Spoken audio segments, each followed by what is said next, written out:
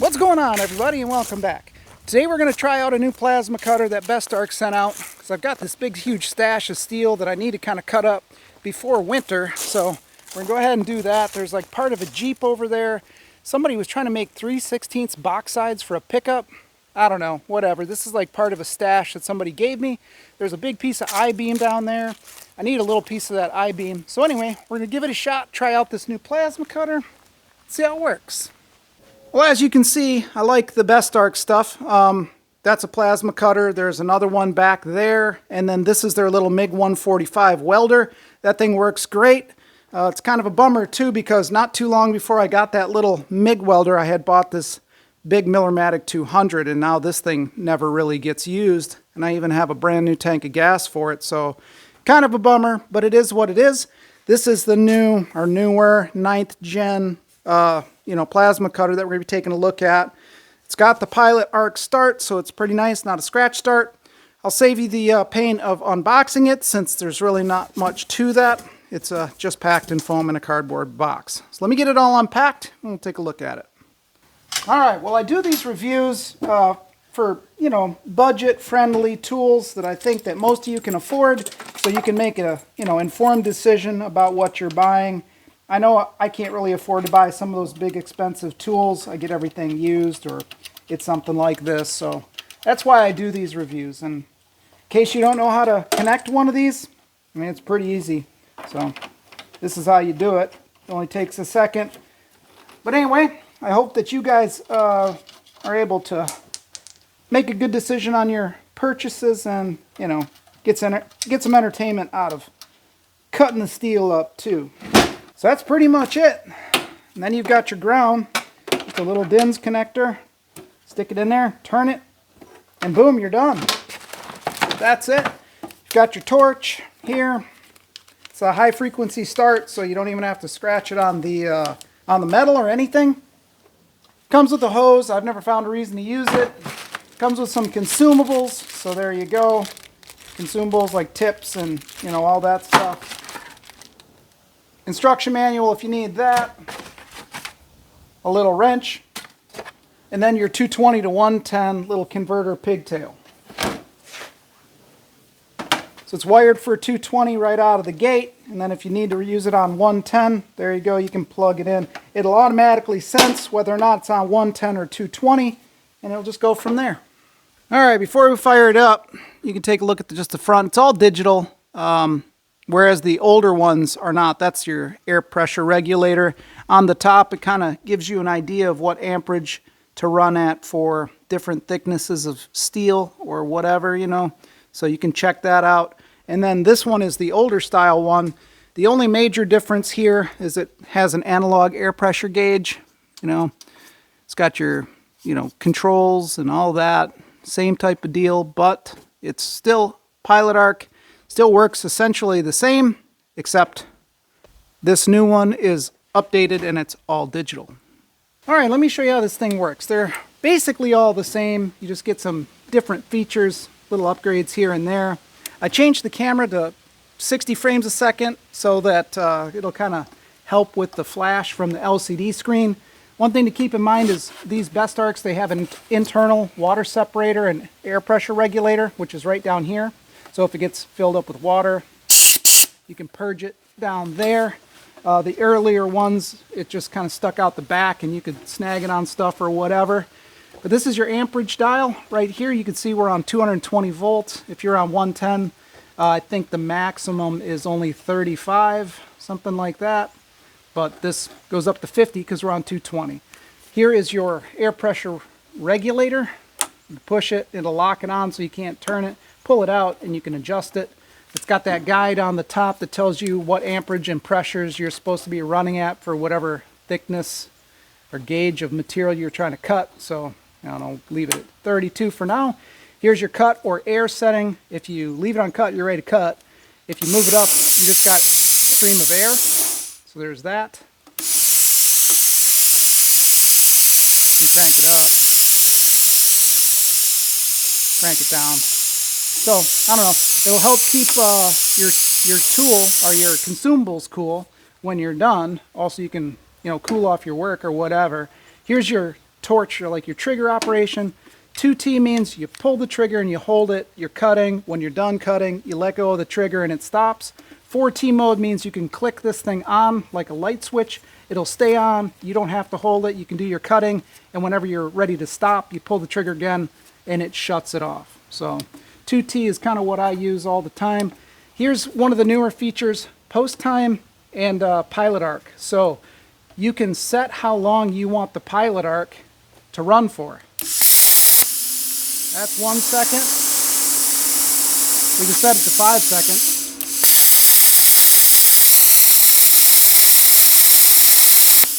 There you go. That's how long your pilot arc will stay on for. And then your post time, how long you want the air to continue to flow after you get done. So there we go. 3 seconds and it shuts off. You can set your post time up to, well, we'll do 5 or else it'll just be on forever.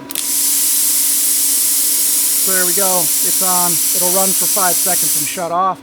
It helps cool off your consumables, your tips, for longer tip life.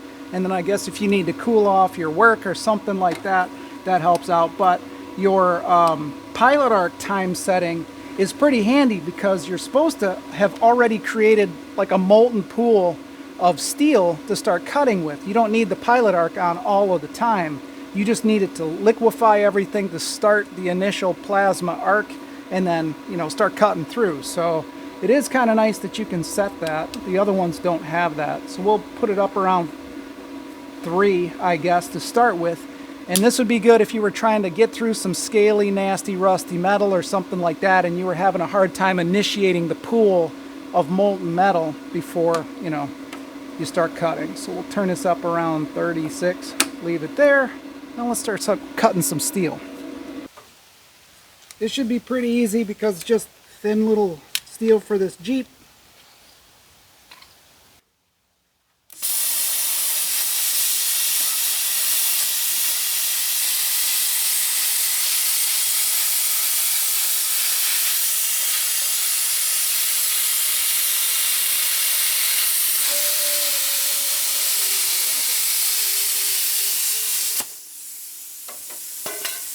There you go, like butter.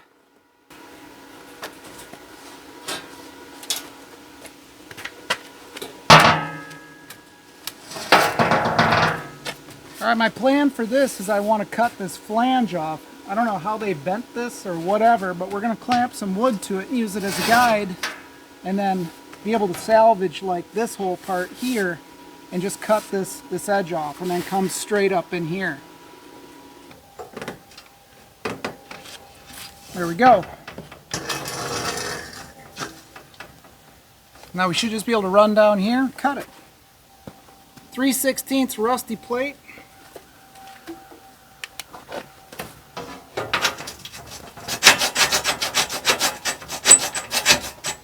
Make a somewhat okay ground. We're going to set our air pressure up to about 45. Just reading off the top sticker here. It says about 30 amps and we're at 36.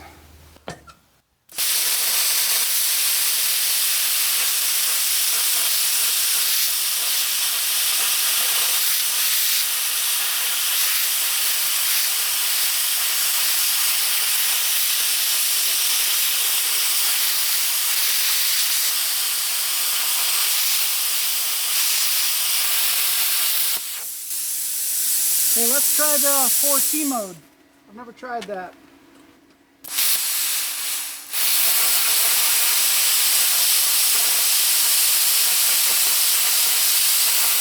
There we go, no more trigger.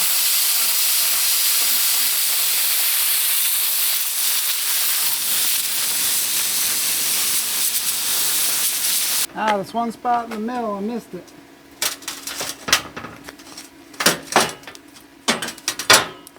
There we go. Relatively straight.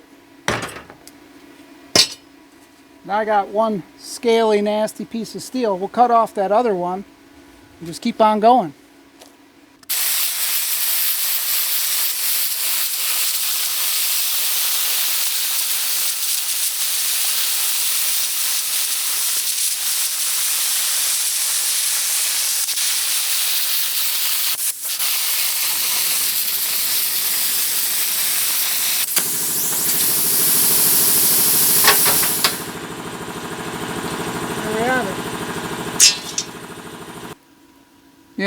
Definitely does a good job.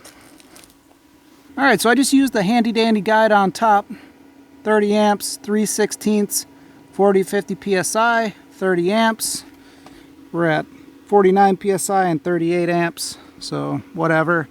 And then this sticker goes up to their big dog 80 ampere, but we only have the 50 amp machine. And it says that we can cut 3/8, basically 50 to 60 psi at 50 amps.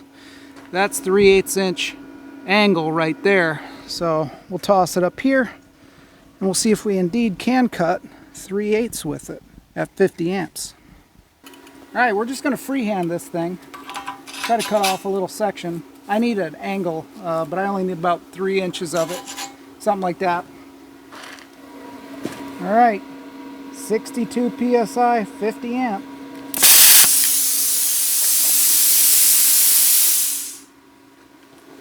Let's see what we can do.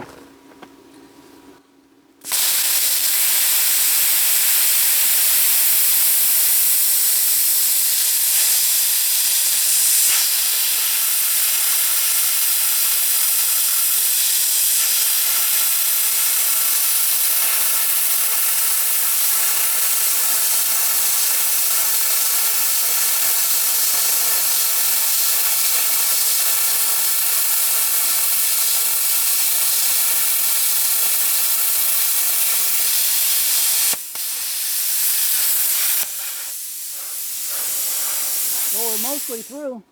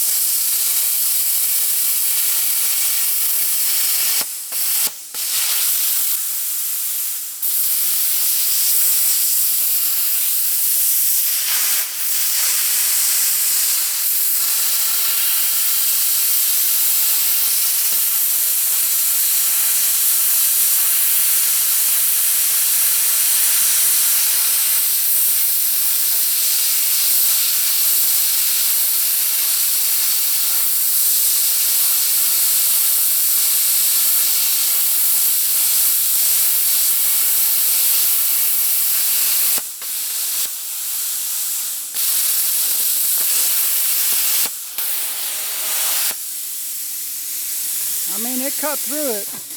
I suck. I'm pretty bad at it, but didn't have any problems cutting through it.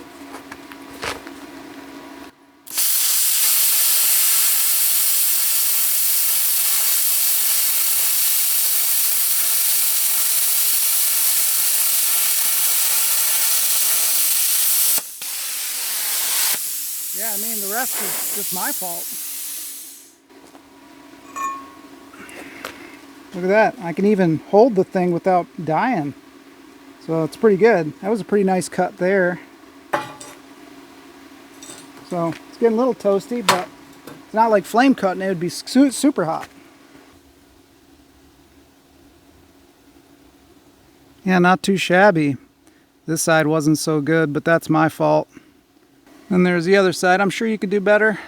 Not my finest. This edge, you know, I kind of stumbled on it a little bit, but you can see there where it cut through that corner. No big deal. Here, I'll try to clean this edge up a little bit. I forgot it was on 4T. I didn't even have to hold the trigger that whole time.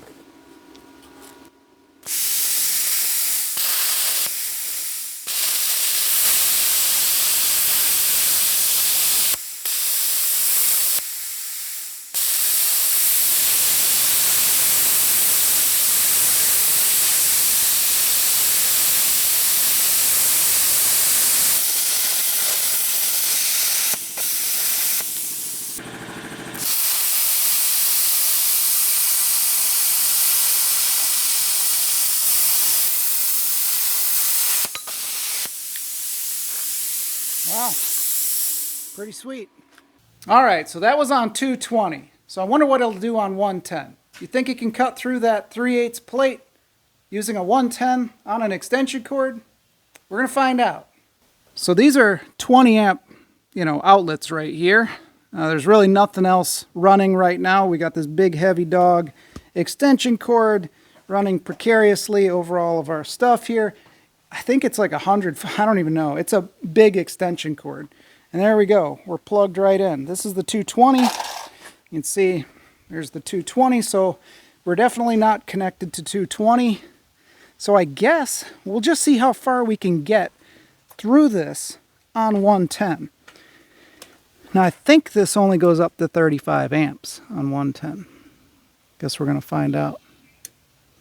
Yep, 35 is the max. So we're going to leave the pressure pretty high. We'll do 65 psi. So maybe it can cut through. It might be a little bit of extra work, but we'll try it. This side right here, that thick corner, I don't think we're going to mess with that. But if we can make it through right there, I think we'll call that a win. We'll give it a shot. No promises. We'll put it in 2T mode.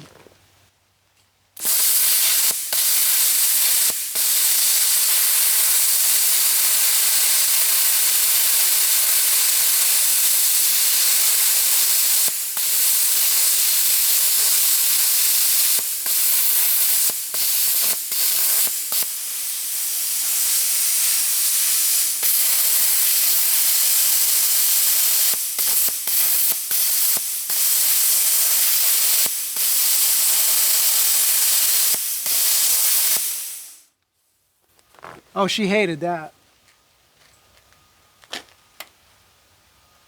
Yeah, it 100% hated it. So, I think we might have blown the circuit breaker.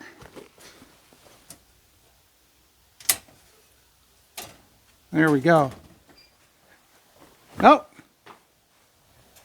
I heard it. Yep, there we have it. So we pushed her a little bit too far. So 3/8 plate, look what it did. It made it pretty far before it popped the circuit breaker. All right, I'll be honest with you. That is the first time ever that I've popped a circuit breaker out here in my shop. Man, I'm scraggly. Anyway, it will cut through it. Probably not an ideal thing to pull that much through an extension cord on top of that. So anyway, it'll cut. Max power, 3/8 plate. Might not look pretty, but maybe if you had a better hand at it or something than me, just better be using something better than this. All right, there you go, everybody. The BestArc BTC500DP plasma cutter. It's a good little machine. Works nice. If you're just on 110 in your garage, it'll buzz through that sheet metal and little 3/16 stuff all day long. Will it work 24/7 in some industrial environment? I have no idea. I'm not the plasma cutter king, but they work great for like a home shop like this. You can let me know in the comments if you've used one of these things like super hardcore in a shop, because I'd be curious to know. Fun fact, I actually owned a bunch of BestArc stuff, or not a bunch, but me and my friends owned BestArc stuff before they ever reached out to my channel to work with me. It was this machine right here. Me and my friends bought ours on Amazon, just paid whatever they were asking on Amazon. This doesn't even say what generation it is like they do now. This doesn't even have Pilot Arc or anything on it. It still works great. It just doesn't have Pilot Arc, and so I've got the ones that do, and they're awesome. So, now it says what generation they are. That other one's Generation 3.